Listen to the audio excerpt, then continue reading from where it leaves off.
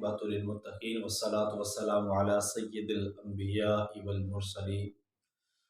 अल्लाहुम्मा सल्लि अला मुहम्मद व अला आलि मुहम्मद कमा सल्लैता अला इब्राहीम व अला आलि इब्राहीम इन्नका हमीदुम मजीद। अल्लाहुम्मा बारिक अला मुहम्मद व अला आलि मुहम्मद कमा बारकता अला इब्राहीम व अला आलि इब्राहीम इन्नका हमीदुम मजीद।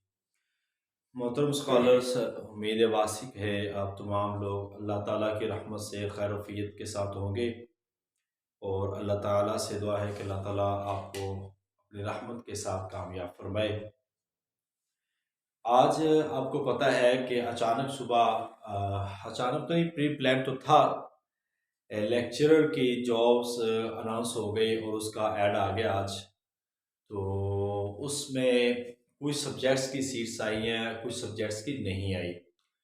तो इनमें से आपको ये बता दें कि अभी तकरीबन 7 से 8 सब्जेक्ट है, उनकी अभी सीट्स अनाउंस नहीं हुई। तो ये एक पॉलिसी होती है कि जब तक उसका रिज़ल्ट अनाउंस नहीं हो जाता उस तक नहीं आती। तो ये जनवरी तक इंशाअल्लाह ताला, जनवरी के दरमियान तक ये सारे रिजल्ट्स अनाउंस हो जाएंगे और उसके फेज़ 2 में, जो कि जनवरी के अंदर आ रहा है, उसमें ये सारी सीट्स आ जाएंगी।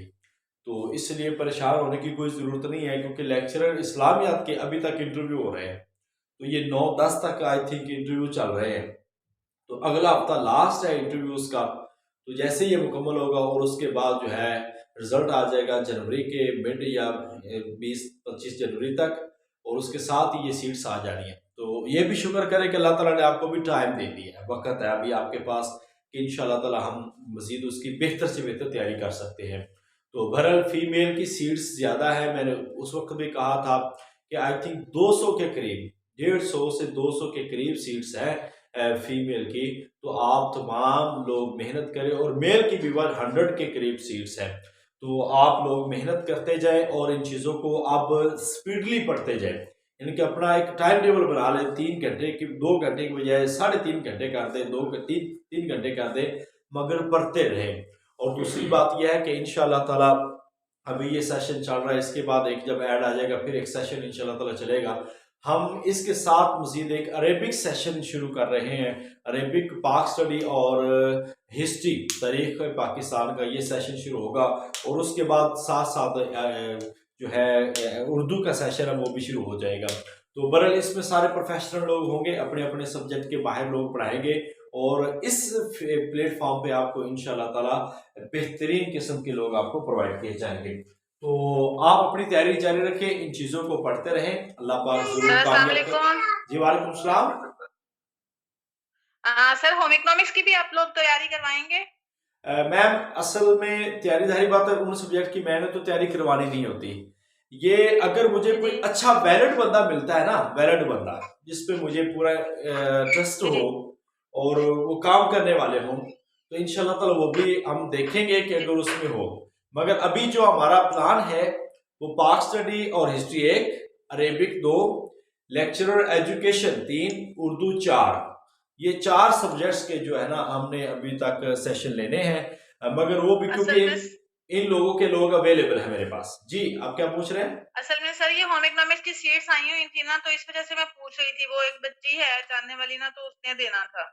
हाँ, ये अगर कोई ऐसा हुआ तो इंशाल्लाह ताला मैं जरूर आपको बताऊंगा, क्योंकि जो मैं आपके लिए बेहतर सोचूंगा वो कोई ऐसा होगा कि जो बहुत बेहतर हो इंशाल्लाह। ठीक है सर, थैंक यू जी। हाँ इंशाल्लाह, ठीक है। ओके जी, हम शुरू करते हैं। हिंदू मत में कुछ चीजें हमने काफी हद तक कल पढ़ ली थी। आज हमने 3 चीजें बुनियादी तौर पर पढ़नी है। एक चीज तो है कि हमने हिंदू मत में जो मौजूद मुख्तलिफ फलसफे हैं, वैसे 3 फलसफे हमने कल पढ़े थे, तो 4 फलसफे और हैं जिनका आज हमने मुताला करना है। 5 वो, फिर त्रिमूर्ति, और उसके बाद अकीदा तनासुख, फिर दिवाली, होली, दशहरा, राखी बंधन। इनके बाद बात करने के बाद फिर इंशाअल्लाह ताला जो हमारा टारगेट है आज के दिन के, आज हम पढ़ेंगे जैन मत को और इसके बाद हम ज़रतुश्त को पढ़ेंगे, ज़रतुश्त को इंशाअल्लाह। तो सबसे पहले आपको ये बता दें कि ईरानी 3 देवता अपने साथ लाए थे। ईरानी 3 देवता अपने साथ लाए थे।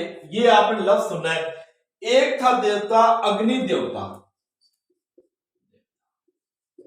अग्नि देवता, दूसरा था इंद्र देवता,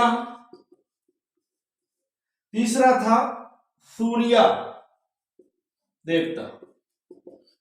ये सुनने से आपको चीजें 90 से 80% इंशाअल्लाह ताला आपको याद रह जाएगी। अग्नि देवता जो है ये असल में था आग का देवता,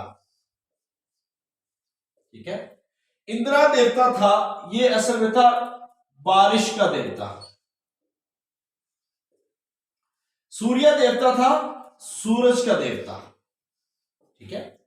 ये एलानी 3 देवता अपने साथ लाए थे, अग्नि, इंद्र, सूर्य। अग्नि आग का, इंद्र बारिश का, और सूर्य जो था वो सूरज का देवता था। इसके बाद आपको बता दें कि 5 फलसफे बड़े मारूफ हैं हिंदू मत के अंदर। उसका सिर्फ आपने ना उसके जो बानी है इस फलसफे के, आपने बस उनको पढ़ना है ताकि ये थोड़ा सा आपको ज़हन में रह जाए। या वो क्या था? सबसे पहले फलसफा न्याया,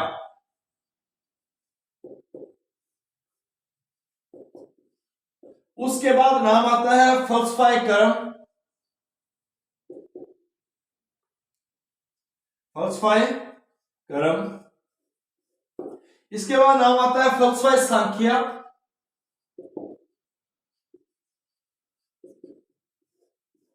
इसके बाद है फलसफा मीमांसा,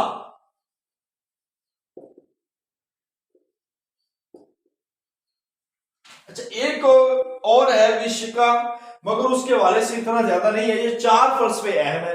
अच्छा इन चारों में मैं आपको एक बात बता दूं, 2017, 2016, 2015, 2016 एसएस और 2000 जो 20 अभी 21 पे पेपर हुआ है, ये इनमें सवालात नहीं आया। मैं आपको अहम और गैर अहम चीज भी बता देता हूं, ये आपकी नॉलेज के लिए है।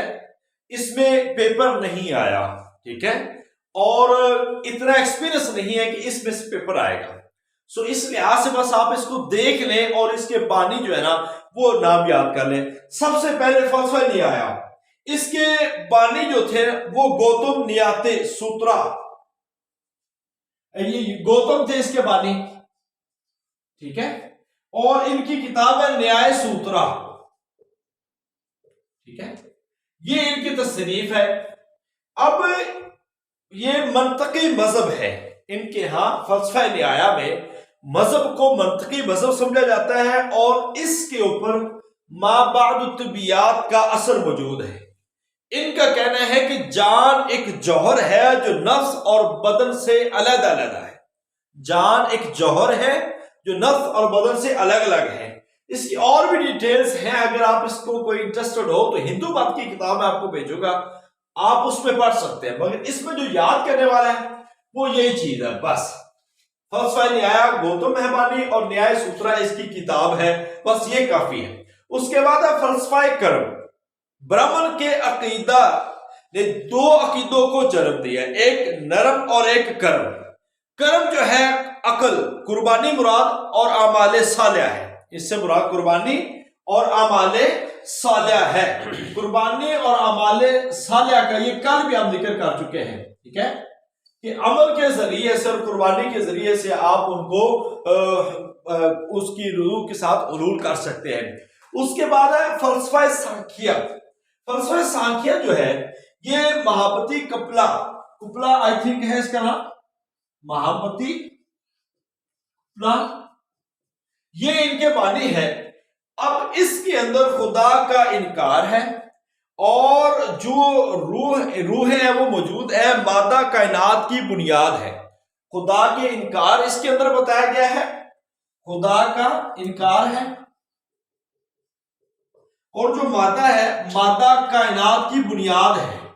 इनके यहां मादा कायनात की बुनियाद है। अच्छा मैंने एक किताब आपको कही थी, मुझे याद आया कि जो मकतब दानियाल की जो किताब होती है एक वाइवा के हवाले से, उस किताब को लाजमी पढ़िएगा और उसमें तकाबले अदियान की बहुत उम्दा चीजें दी हुई है। अगर वो मेरे ख्याल आती भी 200, 150 से 200, 250 की होगी, तो वो बड़ी शॉर्ट टर्म पे लिखी हुई किताब है। मकतब दानियाल की मारूजी जो है वो आप जरूर मंगवाइएगा, MA इस्लामियात की, उसमें आपको काफी चीजें सीखने को मिलेगी। उसके बाद है फलसफा मीमांसा और इसका बानी है जैमिनी।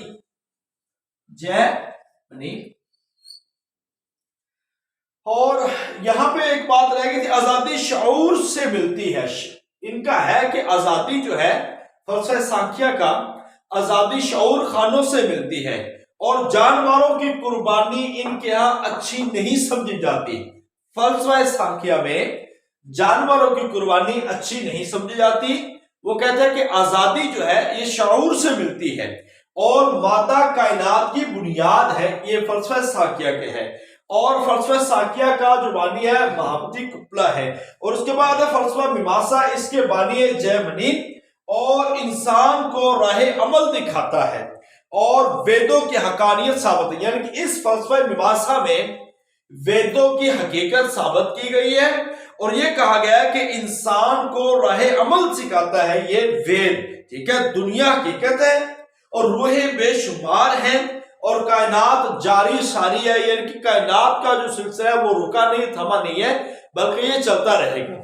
तो ये थोड़ी सी मुश्किल बातें हैं इसमें। बाकी जो मैंने बिल्कुल इस पे सवालात इतने नहीं आते, तो इसलिए मैंने आपको बताया कि कम से कम अगर कहीं से कोई एक इक्का दुक्का कोई सवाल इससे बन जाए तो आपको मुश्किल पेश ना आए, आप इसको एक नजर इसको देख सकते हैं। अब हम जो बात करने जा रहे हैं वो है अकीदा तनासुख। हिंदुओं का जो अकीदा तनासुख है, ठीक है, संस्कृत है जो अकीदा तनासुख, ये बड़ा अहम अकीदा है। इसको कहते हैं दूसरे लफ्जों में जूनी चक्कर। जूनी चक्कर और आवागोन,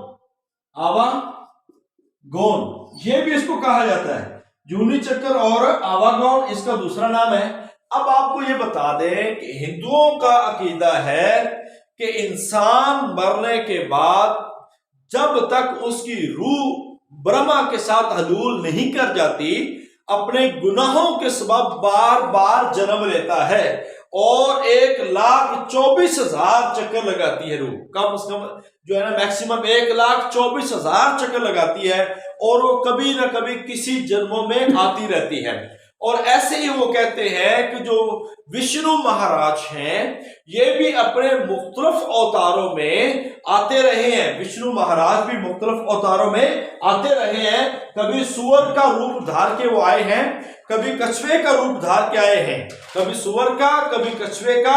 और फिर इन्होंने एक बात ये भी कही कि ये जो आए थे बुद्ध मत में जो थे ये भी असल में वही थे, उन्हीं की रूह थी बुद्ध मत में। ये इस हवाले से भी आपने इनको याद रखना है। सुअर कछुआ है, कृष्ण महाराज है और रामचंद्र जी है। तो अभी तक जो साबित किया जाता है कि विष्णु के कितने अवतार हैं, तो विष्णु के 9 अवतार साबित किए जाते हैं। विष्णु के 9 अवतार साबित किए जाते हैं, ये आपने ध्यान में रखना है।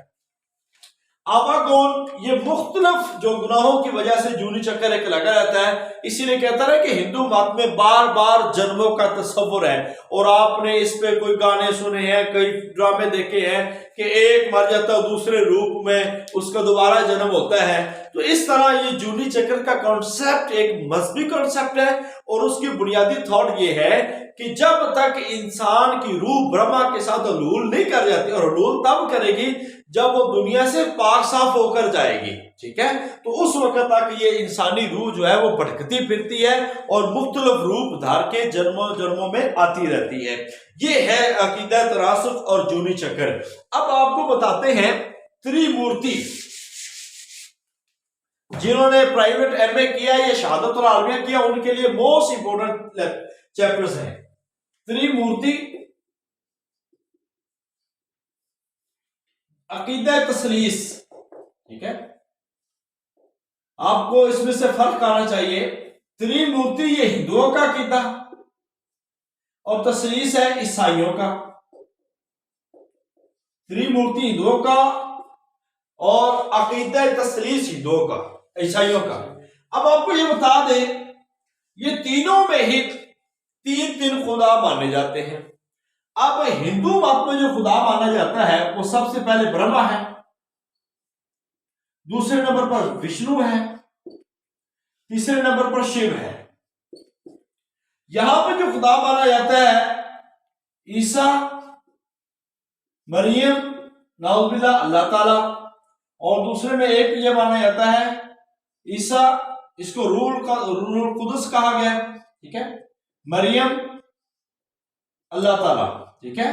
इसमें बात का जिब्रील अलैहिस्सलाम को शामिल करते हैं, मगर यही असल में है, ठीक है। ये ईसाइयों का कीदा है। जब हम इस पे बात करेंगे तो इंशाअल्लाह ताला इसकी पूरी तफसील करेंगे। तो बस ये डिफरेंट याद रखना, त्रिमूर्ति जो है ये हिंदुओं का कीदा है और तस्लीस है वो ईसाइयों का कीदा है। अब त्रिमूर्ति में सबसे पहले आपको ये बता दें कि ब्रह्मा जो है वो सबसे वेदों के मुताबिक या उपनिषदों के मुताबिक सबसे अहम मुकाम जो हासिल है वो ब्रह्मा को हासिल है कि खालिक कायनात के खालिक की हैसियत से ब्रह्मा को याद किया जाता है कि ब्रह्मा ने कायनात को पैदा किया, सारी दुनिया को पैदा किया और उसके बाद अब वो आराम कर रहा है और सो रहा है, ठीक है। अब इसको वेदों में और उपनिषदों में सबसे ज्यादा मुकाम ब्रह्मा को दिया जाता है और यही कहा जाता है कि जितनी भी रूहें होंगी वो सारी एंड पे इन्हीं के अंदर हलूल करेंगी। तो ब्रह्मा की इबादत बहुत कम की जाती है, मंदिर भी इसके बहुत कम है और निजात दहिंदा इसको समझा जाता है। और आपको ये बता दे कि ब्रह्मा का जो दिखाया जाता है ना, 4 हाथ दिखाए जाते हैं, 4 सर दिखाए जाते हैं और रूहुल अरवाह कहा जाता है, रूहुल अरवाह। ये असल चीज आपने याद रखनी है कि वेदों के मुताबिक या उपनिषदों के मुताबिक रूहुल अरवाह जो है वो किसको कहा जाता है, तो वो ब्रह्मा को कहा जाता है, ठीक है। ये ब्रह्मा के वाले से बात हो रही है, वो ब्रह्मा को कहा जा रहा है। तो अब इसकी एक बीवी है जिसका नाम है सरस्वती। सरस्वती इसकी बीवी है जो कि कवल के फूल पे बैठी हुई है। आपको मुख्तलिफ ड्रामों में, फिल्मों में उसका एक रूप है वो दिखाया जाता है। इस पे मजीद एक कोई उनकी मजहबी फिल्में देख लेंगे तो आपको मजीद थोड़ा सा इसके हवाले से आपको चीजें क्लियर हो जाएगी। इसके बाद यहाँ पे बस उसकी बीवी का नाम याद रखना है और रूहुल अरवाह कौन है ये याद रखना है और सबसे बड़ा खालिक कौन है, वो ब्रह्मा है, खालिक कायनात। इसके बाद दूसरे नंबर पर विष्णु। विष्णु जो है वो खुदा है जिसको माबूद शम्स साबित किया गया है, एक बात। और चीजों की हिफाजत का जिम्मेदार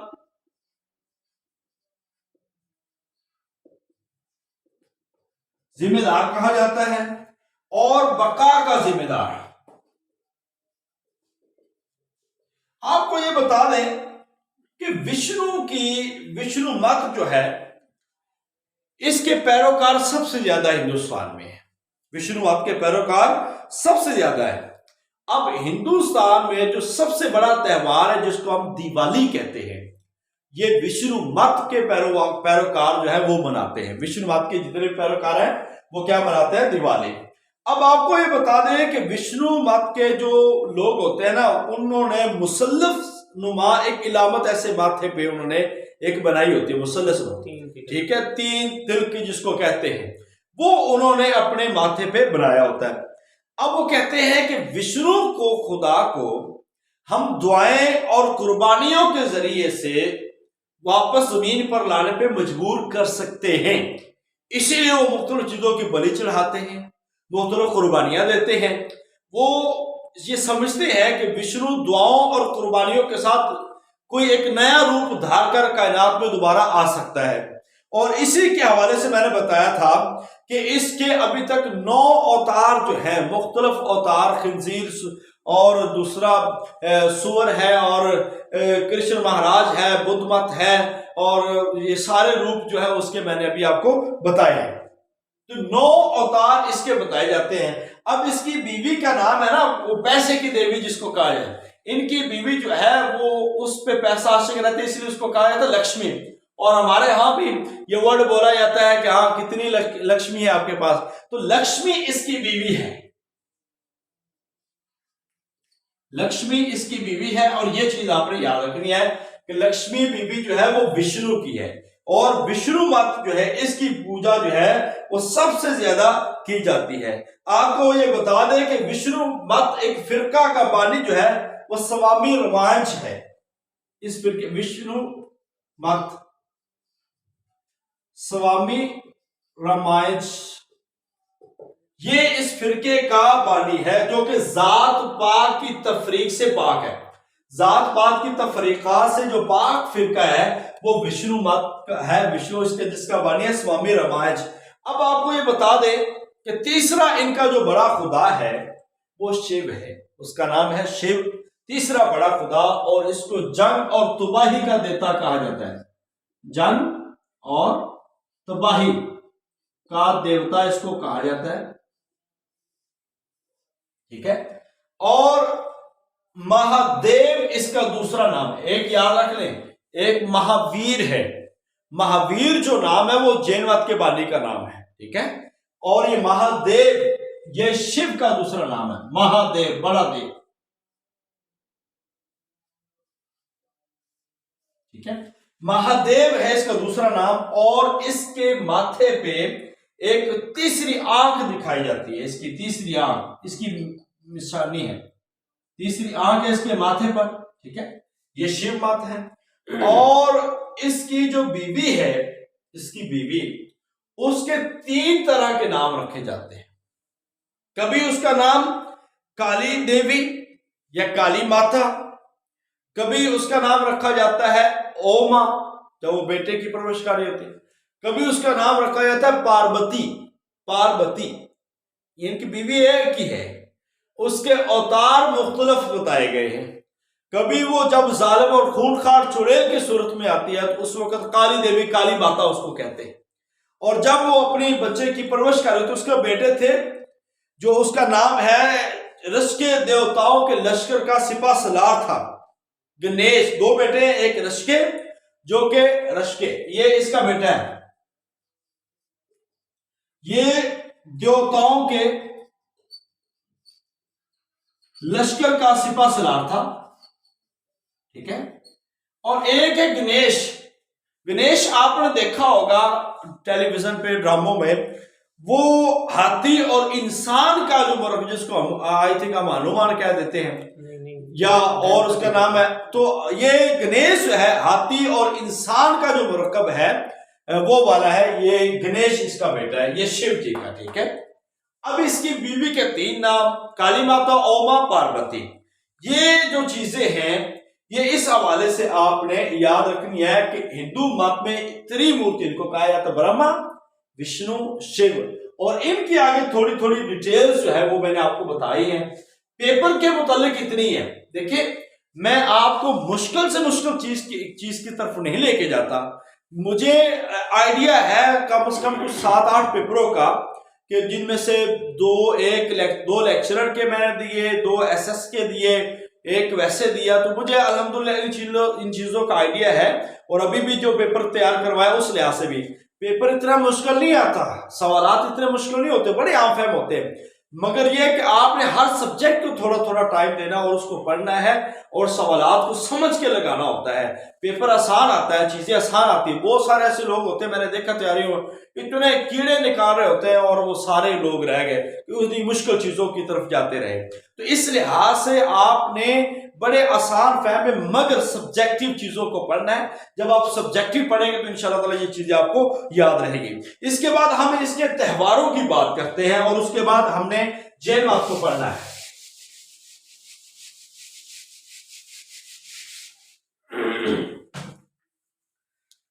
अब है होली, दिवाली,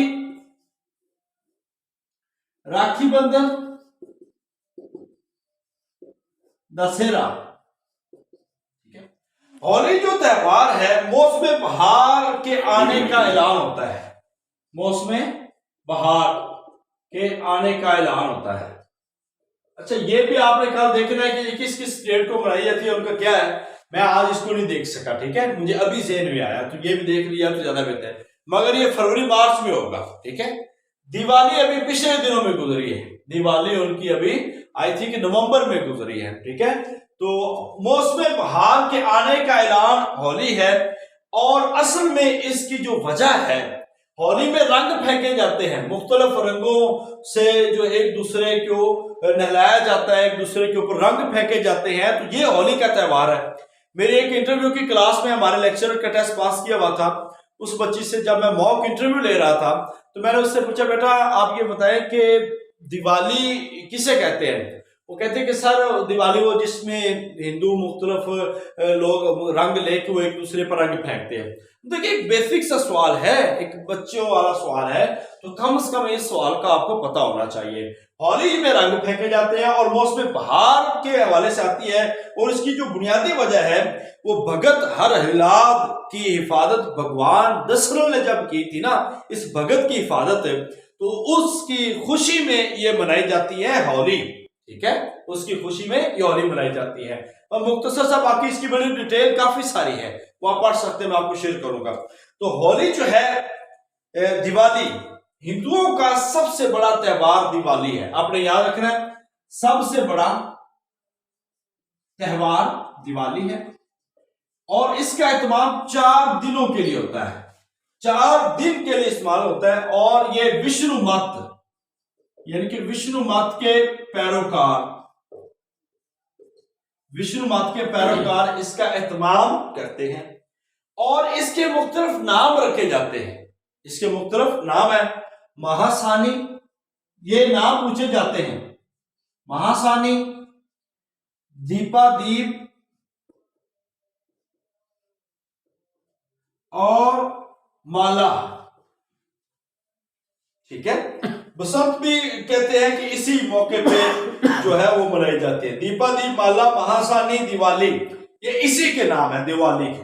ठीक है, अब इसको मनाने की वजह क्या है, इस त्यौहार को मनाने की वजह मैं आपको बताऊं। इसकी जो बुनियादी तौर पर वजह है वो है मुगल बादशाह औरंगजेब आलमगीर के हुक्म से जो इनके गुरु गोबिंद सिंह को ग्वालियर जेल से जब रिहा किया गया था, और दूसरा रामचंद्र जी की फतह की सूरत में और उनकी खुशी में ये दिन मनाया जाता है, जिसको हम हिंदू कहते हैं दिवाली। ठीक है, रामचंद्र जी की फतह की सूरत में दिवाली। तो हिंदू मत पे जिसने को अच्छा पढ़ना हो वो हिंदू मत की कल भी किताब मैंने ग्रुप में शेयर किया, उसमें मजीद आप इन चीजों को बहुत अच्छा पढ़ सकते हैं। इसके बाद राखी बंधन, रखड़ी बांधना, ये असल में होता है सावन के आने का ऐलान होता है। ठीक है, अब इसमें होता क्या है कि मुंह बोली बहनें अपने भाइयों की कलाइयों पे सुलोनों के धागे बांधते हैं। ठीक है, मुंह बोली बहनें अपने भाइयों की लंबी हयाती के लिए, जिंदगी के लिए और तहफ्फुज़ का शगुन है, यानी कि अगर ये सुलोनों के धागे बांधे जाएंगे तो उनकी जिंदगी लंबी होगी, तो वो अपने भाइयों की कलाइयों पे धागे बांधती है, तो इसको हम कहते हैं रखड़ी बांधना, राखी बांधना। ठीक है, इसके बाद है दशहरा, 10 दिन, 10 गुनाहों को ले जाने वाला, 10 दिन होते हैं, 10 गुनाहों को ले जाने वाला। और ये माह जेठ की तारीख 10 तारीख को मनाया जाता है, माह जेठ की 10 तारीख को मनाया जाता है। और आपको ये भी बता दें कि ये भी कहा जाता है कि माह जेठ की जो 10 तारीख है ये गंगा के पैदा होने का दिन है, गंगा के पैदा होने का दिन है। ठीक है, ये वो त्यौहार थे जिनके हवाले से आपको पता होना जरूरी है। आज हिंदू मत के हवाले से काफी चीजें जो है मारूफ चीजें वो हमने, और वो चीजें जो पेपर में आने वाली होती हैं, मुश्किल चीज आप पेपर उठा के देख लें, मुश्किल चीज नहीं है कभी भी, बिल्कुल आसान सादा सवाल आते हैं, मगर उसको थोड़ा सा घुमा फिरा के पूछते हैं, बस आपने वो याद करना है। तो इसके बाद अब हम शुरू करते हैं जैन मत।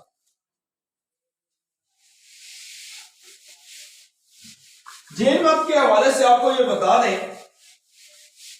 हमारे सिलेबस में ये शामिल तो नहीं है अब, मगर जैन मत जो है ये एक बड़ा मजहब था लाहौर में। इसके नाम पे एक मंदिर है जिसका नाम है जैन मंदिर। ठीक है, लाहौर के अंदर ये मंदिर मौजूद है, इस लिहाज से भी आपको ये पता होना चाहिए। इसके बानी है महावीर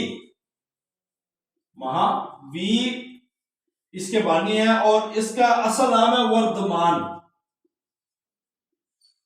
असल नाम इसका वर्धमान है, और ये 24वें तीर्थंकर है। जैन मत के 24वें तीर्थंकर है, और इसका लफ्जी माना है महावीर का फातेह या गालिब।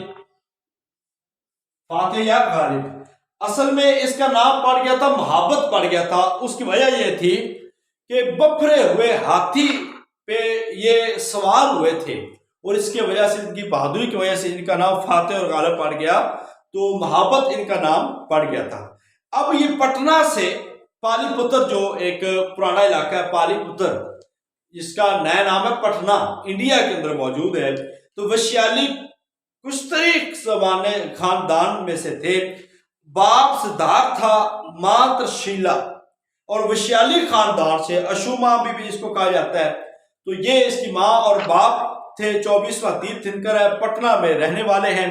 अब इनकी जो तालीमात हैं वो असल में बताने वाली है, वो जरा सुन ले। अब ये जो है जी रूह को तकलीफ देने के मुखालिफ है। जी रूह को तकलीफ ना दी जाए इनके यहां, एक बात। दूसरी बात है रूह हकीकत है, रूह हकीकत है। तीसरी बात है जो है तबकाती निजाम का मुखालिफ। हिंदुओं में मौजूद तबकाती निजाम था, तबकाती निजाम का मुखालिफ था, ठीक है। और इसके साथ साथ बुत परस्ती का मुखालिफ, बुत परस्ती का भी मुखालिफ था, और साथ में वेदों की मुखालफत। ये वेदों को नहीं तस्लीम करता था, वेदों की मुखालफत करता था। आपको ये भी बता दें कि रूह और मादा लाफानी है इनके यहां, रूह और मादा लाफानी है, फानी होने वाले नहीं है। अब ये 72 साल की उम्र में वफात पाई बिहार के अंदर, और 486 कबले मसीह, 486 कबले मसीह में इनकी वफात होती है। अजीवा से मुराद जीवा रूह हकीकत है, और अजीवा जो है गैर जी रूह, गैर जी रूह, जीवा रूह हकीकत है, इसका ये उसूल है। और अजीवा जो है गैर जी रूह। तो इसके यहां निजात के जो दो तरीके हैं, निजात के दो तरीके हैं, एक सुलभी है,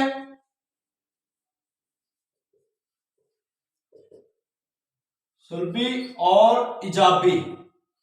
मैं हर एक की तफसीली बता रहा, बस ये जरा मैं आपको इससे तारुफ करवा रहा हूं कि मेन चीजें जो है ना वो आपको पता होनी चाहिए।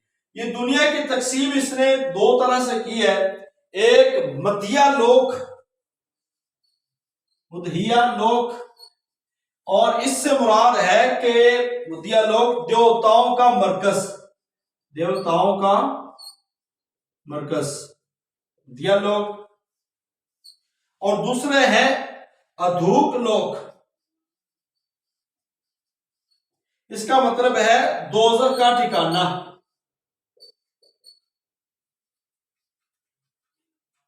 दोजख का ठिकाना।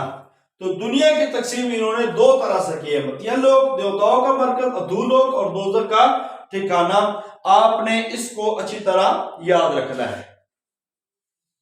ये यहां तक जो है जैन मत जो है उसकी बात मुकम्मल हो गई है, बस इनको ज़हन में रखिएगा। इसके बाद हम दूसरी बात करते हैं ज़रतुश्त की।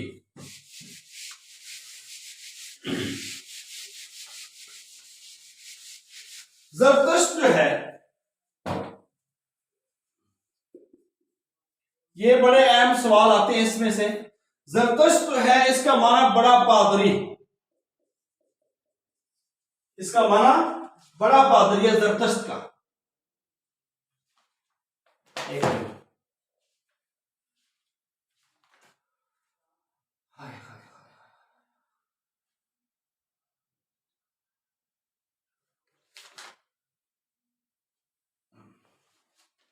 ज़रतुश्त का माना बड़ा पादरी है।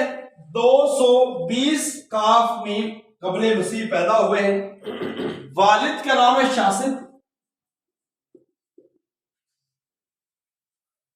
शासिद, और वादा जो है कौम के मजूसी हैं और दावा पैगंबरी भी करते हैं। इसीलिए एक सवाल आता है कि ईरान के पैगंबर का नाम, ईरानी पैगंबर, तो ईरानी पैगंबर का नाम जब आएगा तो वो जरतश्त का नाम आएगा कि इसको ईरानी पैगंबर का भी नाम दिया जाता है, ईरानी पैगंबर का नाम भी जरतश्त को ही दिया जाता है। तो इस हवाले से आपने इनको भी याद रखना है, जरतश्त को ईरानी पैगंबर का नाम दिया जाता है। इसकी वालदा जो है उसका नाम है वगदू या आसान, वगदू या आसान, ये नाम है, इसकी वालदा का नाम है और ये वालद का नाम है शासिब। ये आपने ध्यान में रखना है। जुरतुश्त जो है 20 साल की उम्र में घर से निकल गया था, 20 साल की उम्र में घर से निकल गया था और इसकी वफात हुई है 77 ईयर्स के अंदर, 77 साल की उम्र में इसकी वफात हुई है। अब इसके जरा तसव्वुर सुनने हैं, ये बड़े अजीबो गरीबी तसव्वुर इसमें मिलते हैं। ये सनवियत का कायल था। ये किसका कायल था? सनवियत का। सनवियत कहते हैं दो खुदाओं को, सनवियत का कायल था। अब जरतुश्त मजहब में दो खुदाओं का तस्वर पाया जाता है। जरतुश्त मजहब में दो खुदाओं का तस्वर पाया जाता है जिसके अंदर आहूरा मजदा, मिर्जा में इसको बोला गया आहूरा, एक ये खुदा है और दूसरा है अहरुमन। अहरुमन, ये दो खुदा है। इसलिए ये सनवियत का कायल था कि इसके यहां नेकी और बदी का अलग अलग खुदा है। अहूरा मजदा जो है ये खुदाए खैर है, खुदाए खैर, यानी नेकी का खुदा अहूरा मजदा, और अहरुमन जो था वो खुदाए शर, खुदाए शर, यानी कि बदी का खुदा इसके यहां वो अहरुमन है, अहरुमन। तो आपको ये बता दें, ईरान का पैगंबर माना जाता है और इसने तबलीग का आगाज बाख्तरिया से किया। बाख्तरिया एक इलाका है, वहां से इसने तबलीग का आगाज किया है। तो जुरतुश्त के बलख के बादशाह विश्तासिफ, ये बलख का एक बादशाह था जिसने जरतुश्त की मदद की थी, जिसने जरतुश्त की मदद की थी। इसके हवाले से आपने भी ये नाम याद रखना है। अब इसके तस्वुर के हवाले से हम बात कर लेते हैं कि इसके तस्वुरात क्या है। दो तीन चीजें इसमें बड़ी अहम है। यह सनवियत का कायल था, तसव्वुर इलाह और सिफात इलाही इसके अंदर मौजूद थी। तसव्वुर मलाइका भी कहा जाता है इसके अंदर मौजूद था।